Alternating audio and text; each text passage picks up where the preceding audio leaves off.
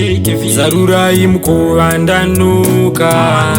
chidzika nechiedza ona kunze zvakwaduka hama dzakatadza dzose shamwari ndokutiza dzose zvandaishuvira muvanhu ndichazozvipiwa naMwari nekuda ndaisaziva chinhu ndakazoritsvaga bhaibheri ndomhanya ndoenda kutemberi kuti ndigodzorera mbiri kuna Mwari nekuti naMwari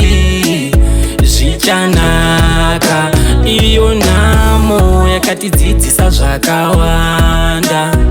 hazvina mhosva tigoti mane famba rudo ndirwo rwakakosha iwe famba zvimwe zvacho regera zviende iwe famba ramba wakatarisa kuna Mwari chete ita kuti Mwari wangu inini nditungamiro Mwari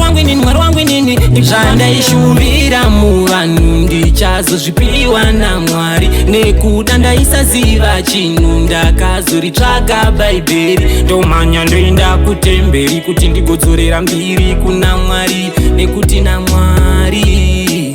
zvichanaka. Iyo nhamo yakatidzidzisa zvakawanda nekuti uyu munhu iye munhu chero munhu asiwe kuudza nhamo dzako nekuti munhu hambofe akakuda nemwoyo wese ida Mwari wako chete nemwoyo wese mazuva ano asiyana nekudhara chinongodiwa kutaura naMwari zvandaishuvira muvanhu ndichazozvipiwa naMwari nekuda ndaisaziva chinhu ndakazoritsvaga bhaibheri ndomhanya ndoenda kutemberi kuti ndigodzorera mbiri kuna Mwari nekuti naMwari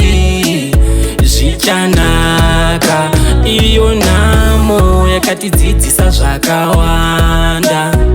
hazvina mhosva tigoti mane famba rudo ndirwo rwakakosha iwe famba zvimwe zvacho regera zviende iwe famba ramba wakatarisa kuna Mwari chete ita kuti Mwari wangu inini nditungamiro Mwari